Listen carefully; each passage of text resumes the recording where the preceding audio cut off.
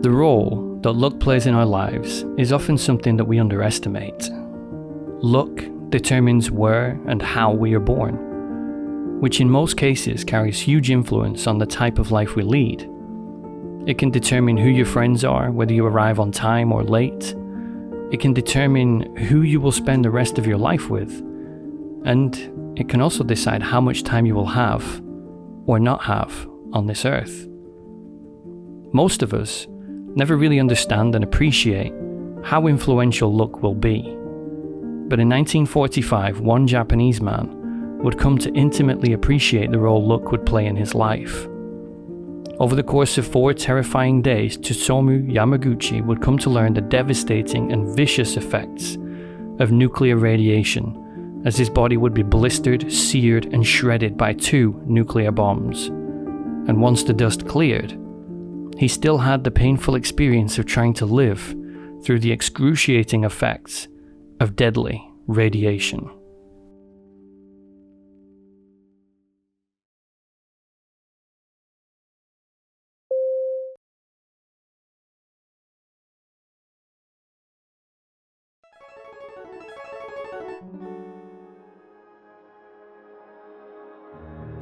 This is Japan, an interesting and bustling land filled with rich culture, history, and immense beauty.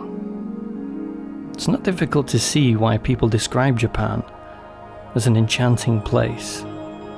The combination of colours and scenery give it a real ethereal quality, like the world's most peaceful yet ephemeral dream. But there was a time when that beauty and peace was disrupted, and life was cut tragically and painfully short.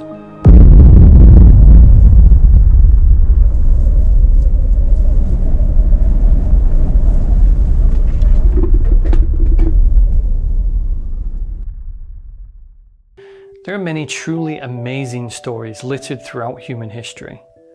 Some of them are tales of heroism, some are tales of villainy. Some are uplifting and inspirational, and some are pretty soul-crushing. I've covered some of these stories myself, and one of the most fascinating stories that I ever read involved the Japanese man and nuclear radiation. And while you might be thinking that I'm referring to the utterly devastating story of Hisashi Ouchi and his co-workers becoming irradiated and slowly decaying alive, I'm actually referring to the story that I'm going to tell you today, about the Japanese engineer who was hit by not 1, but 2 atomic bombs at the end of the Second World War.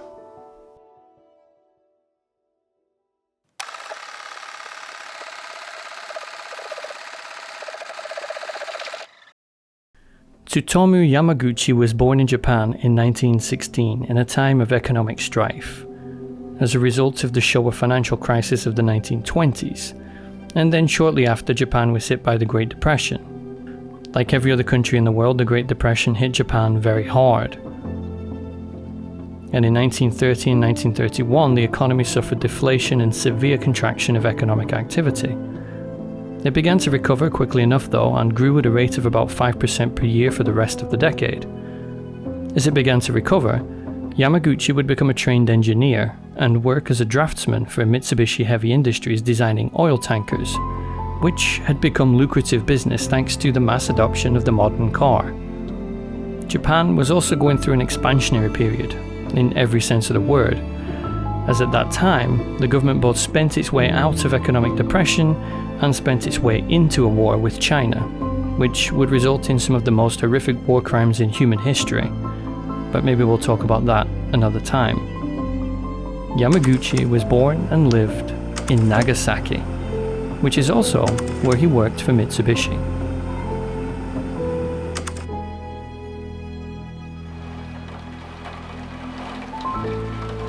As the Japanese economy was rapidly growing, they quickly realized the need for more resources, and they began to expand into Southeast Asia in an attempt to gain control of said resources. Repeated invasions of Chinese territory, including a false flag incident in which the Japanese sabotage railway lines and then blame the Chinese, eventually forced the USA to pass the Export Controls Acts, which were a series of economic sanctions against Japan. These acts stopped many necessary chemicals and materials for Japanese heavy industry, and this eventually prompted the already under-resourced Japanese to attack Pearl Harbor as an act of desperation. As the Second World War started to come to its end, with leaders of the Axis nations either dead or surrendered, there was only really Japan still holding out, despite being carpet bombed into the Stone Age. Due to the fact that they were both waiting to hear if their sometime allies, the Soviet Union, would support them, and also due to not wanting unconditional surrender, because that would mean the removal of their emperor as the head of state. And they were happy to surrender as long as they still kept the emperor as head of state. There's a genuinely excellent and superbly researched video on the topic, which I'm going to link in the description below if the minutiae of this particular incident is interesting to you. The impasse between the Japanese and the Allies and their refusal to surrender, even though most of their major cities had been reduced to smouldering wreckage, created a lot of political tension. Over in the USA, new President Truman had become frustrated with the Japanese resistance and had a new secret weapon, a devastating device which had never been seen before. It was so destructive that the scientists who created it opposed its use. The generals who had planned the tactical use of this weapon also opposed it, believing that it may mean that the military would be made mostly redundant by this one bomb. And it would be that terrifying device which would vaporize 200,000 Japanese civilians and never be used again, that would traumatize Yamaguchi and his family.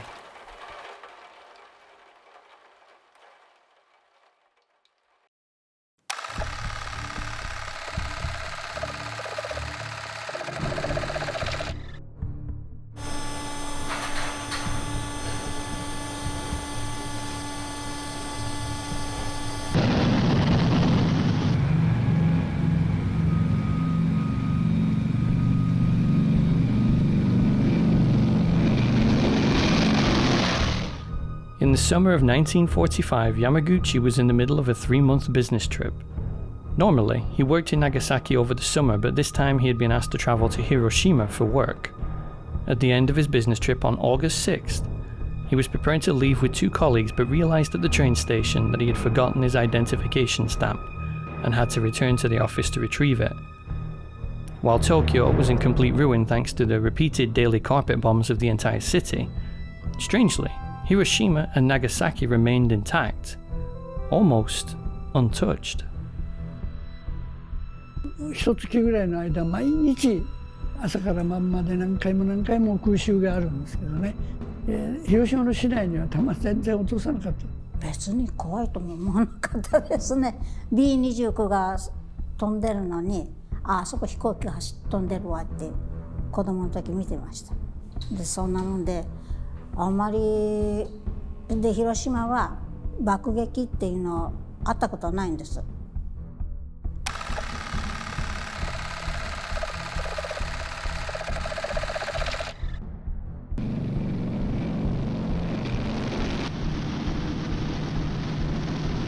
As he was approaching the docks, the American bomber was dropping the first atomic bomb the world had ever seen on the civilian center of the city, less than 2 miles from Yamaguchi.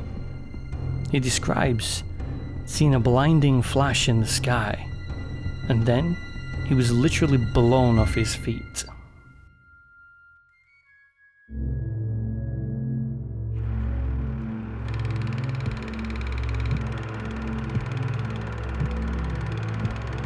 When a nuclear bomb is detonated, the worst damage is right where the bomb drops. At the point of detonation, a blast wave moves rapidly outwards from the center, strong enough to decimate most buildings.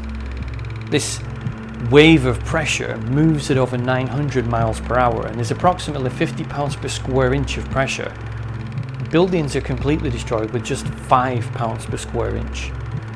Anyone caught in this shockwave is killed instantly. Following shortly behind the shockwave is a fireball burning at 100 million degrees Celsius. which is about the same temperature as the center of the sun. This fireball grows rapidly like an inflating balloon, and it engulfs anything and everything in its path until it reaches about 1,200 feet in diameter. Anyone caught in that fireball is immediately vaporized into ash. As the shockwave and fireball move further away from the detonation point, they start to lose energy and become less destructive. The shockwave will still cause burst eardrums, and it will cause your lungs to burst spontaneously as well. The heat will cause massive high-degree burns all over your body, and dry matter like paper, leaves and fabric will spontaneously combust, including your clothes, which is why most of the victims are all naked, because the clothes were literally just charred off their body. 2 miles out from ground zero, and the initial shockwave and fireball have weakened to the point where little damage will be caused. However, you may receive a much worse fate from the radiation left behind by the explosion. The radiation does truly horrible things to the human body. The images being shown right now are unfortunately only available on the uncensored video, which can be found on Patreon or as a channel member, because YouTube will actually not allow me to put these images in a public-facing video because of how graphic they are. You'll receive radiation burns. Depending on how much radiation you absorb, it will also destroy your body's ability to create new cells, and you'll slowly begin to decompose while you're still alive. Your body won't be able to hold any fluids, no medication or painkillers will work, and you will have a slow and extremely painful death, which I can only describe as the worst torture imaginable. Assuming you don't absorb that much, then you're at much greater risk of all cancers, cataracts, vomiting, diarrhea, decreased white cell counts and bone marrow production, which is going to make even minor illnesses fatal.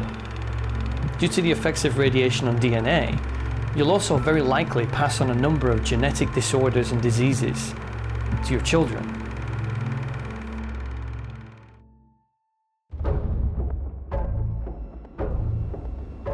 Substantial portions of Japan's key industrial centers have been leveled to the ground in a series of record incendiary raids. What has already happened to Tokyo will happen to every Japanese city whose industries feed the Japanese war machine. If the Japanese insist on continuing resistance beyond the point of reason, their country will suffer the same destruction as Germany.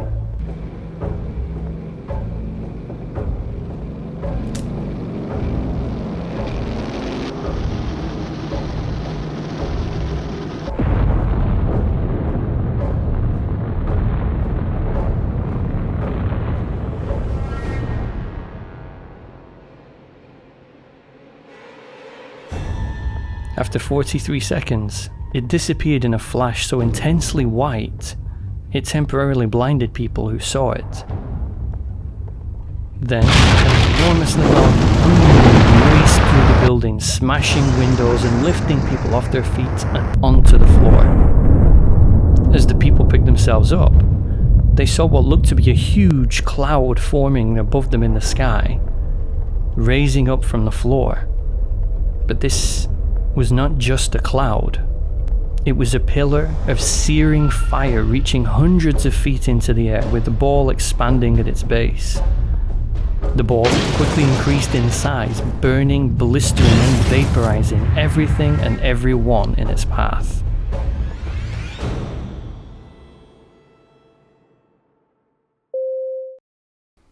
150,000 people were incinerated in a horrible flash of heat. Only 10,000 of those were military personnel, which included 10 American POWs, whom Truman sacrificed at the altar of their demonstration. Despite Truman's words about the dropping of bombs on military targets, the bomb wasn't dropped on the nearby military base. It was not dropped on the docks, where weapons of war may have been manufactured. It was dropped at the center of the civilian population.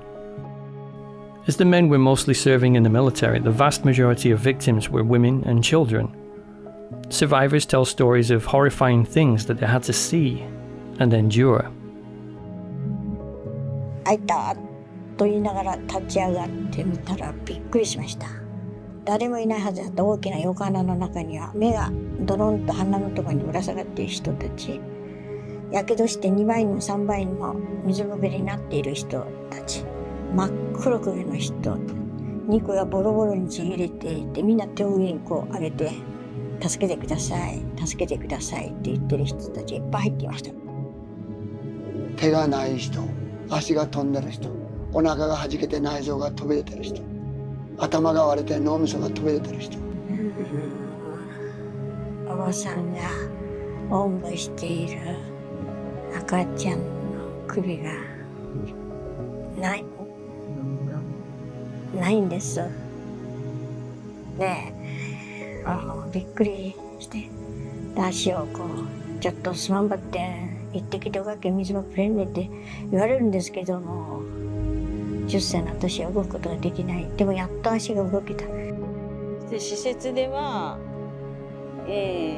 まあ小さい赤ちゃんとか赤ちゃんたちは家の壊れてしまいましたから下敷きになって即死した赤ちゃんもいるし、妹のそばに妹が気絶してますので「しっかりしたねほら」って言って頭を叩いて気がついて妹第一声声を上げます。母ちゃん助けて母ちゃん助けて。妹と抱き合って歯がガクガクやって母ちゃん早く助けに来て泣き叫びましたが誰も助けには来てくれませんでした。で中の方から親父の声が「なんとかせいなんとかせい」って言ってる。で長女の声は一切しなかったと。無傷だった。もう即死だった。一気に柱で潰されて長女は死んでる。弟の進が玄関の敷居で頭をバシーンと挟まれて体は外に出てるんですよ。その炎の中から弟の泣き叫ぶ声がねもろに聞こえるっていう。とにかく広島中が燃えてたので逃げ場がないんです。川しか。でも火が飛んでくるので暑いから頭から水をかぶって、だから見たものはどんどん死体が流れていくのを見ただけ。The lucky ones were immediately incinerated into carbonized piles of ash, shaped like human bodies. The heat of the bombs was so intense that not only did it immediately vaporize any and every living thing within 1,600 meters, the searing heat bleached the structures in the ground, leaving haunting shadows of what used to be living people permanently etched into the scorched land.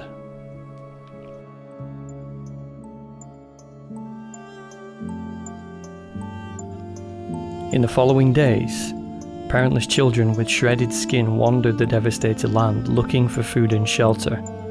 In their search, they would stumble across the bodies of their mothers, their brothers and sisters. Their charred remains were missing eyes because the heat from the blast had vaporized their eyeballs, leaving blackened hollows where they should be. Emergency services struggled to identify the victims as they no longer had facial features with which to identify them. Weeks after the initial physical injuries, people began to get very sick. Their hair and teeth would fall out, their skin would turn purple and swell, and they would have uncontrollable vomiting and diarrhea. Doctors were confused. This was a sickness they had never seen before. Nobody had seen it before. They did not know that radiation had made the food inedible and the water undrinkable.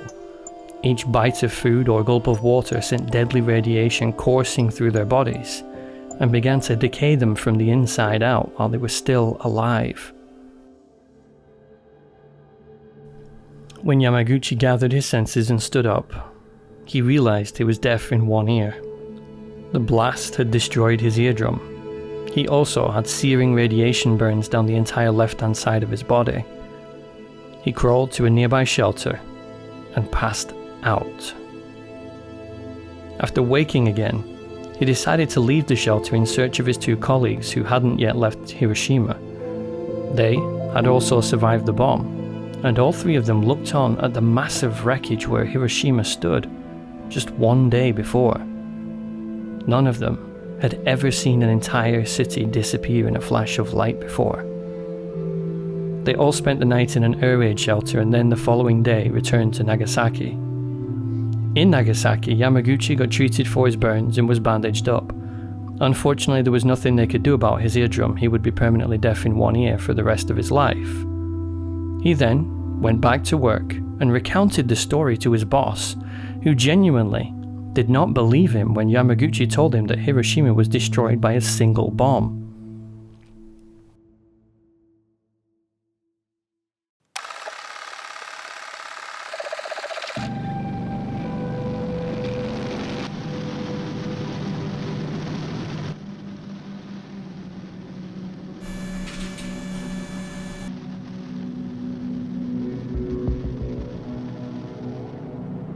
Just as Yamaguchi was describing the bomb detonation to his boss, suddenly there was an intense, long-lasting white flash, exactly like the one Yamaguchi was describing.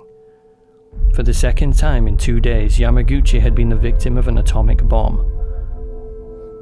His workplace was far enough away from the detonation point that the shockwave and fireball caused little damage, and so they did all survive, though the blast wave was strong enough to blow all of his bandage off his body again.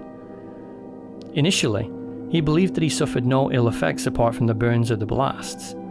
But of course, nobody had ever seen this weapon before, and they had no idea about its horrible effects. Shortly after, Yamaguchi began to vomit and ran a fever for over a week. The Americans would justify the dropping of nuclear weapons on mostly civilian populations. The common reasoning was that dropping the bomb saved lives, and it was the lesser of two evils. However, it's well documented that the Japanese did want to surrender. They just didn't want to give an unconditional surrender, which would mean the removal of the emperor as the head of state. Even the Japanese people knew, far before the dropping of the bombs, that they'd lost the war. いくら政府が勝ってるって言ってもね、国民は日本の国が負けかかってるってことはみんなだんだん感じていたと。子供なりに考えてですよ。勝つわけないでしょ。理屈から考えても。何もアホでも分かりますよ、それくらいのことは。物もないでしょ。何でも惜しいわけ。 Had they been allowed a conditional surrender and to keep the emperor, then they would very likely have surrendered anyway. It also throws doubt to that idea when you look at where the bombs were dropped. Hiroshima did have a military base there, that's true. But that base wasn't the target of the bomb. The target was the civilian center of population. In reality, the fact that there was a military base there at all gave Truman the excuse to claim that it was military. But Hiroshima and Nagasaki were chosen specifically because, unlike the totally destroyed Tokyo, they both still had plenty of civilians and civilian structures there, and the hope was that once the Japanese people had seen the terrifying power of the American bomb firsthand, they would turn on their own government and beg for surrender. And dropping the bomb on already decimated buildings and empty cities wouldn't give the same psychological shock as seeing a whole city and 100,000 people disappear in an instant. Finally, if they really did believe that dropping nuclear weapons saves lives, why were they never used again? Since then, the USA has been in many disastrous wars in which many hundreds of thousands of American lives have been lost. Vietnam, Korea, 2 Iraqi wars, 2 Afghani wars, with a combined death total of over 100,000 lives. Why didn't they drop nuclear weapons again? Surely, if what they're saying is true about it being a life-saving measure that ends wars quickly and saves lives, if they'd dropped the bomb, they would have saved 100,000 lives. The answer is that they know it was morally wrong, and that it killed far more people than it saved, while also inflicting generational damage to the people of Japan due to the radiation effects.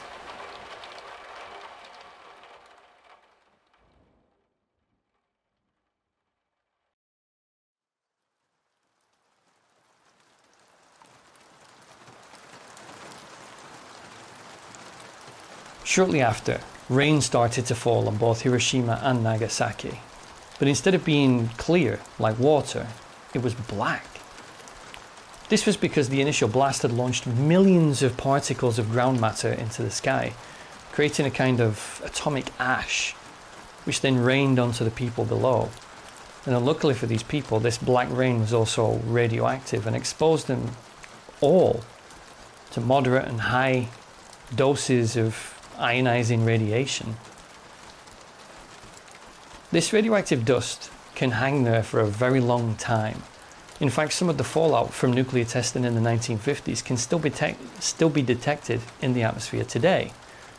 This black rain fell onto Yamaguchi and his wife and son, and while they didn't experience any serious health effects of the bombings for a couple of years, his daughter did state that her father wore bandages for most of her childhood until she was about 12 years old, which meant that he wore bandages for almost a decade.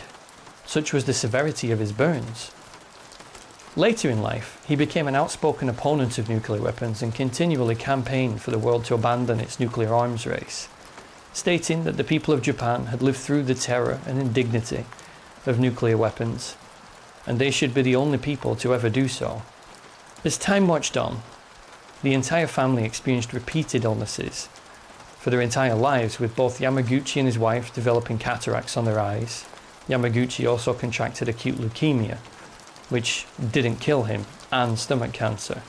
His wife had both kidney and liver cancer.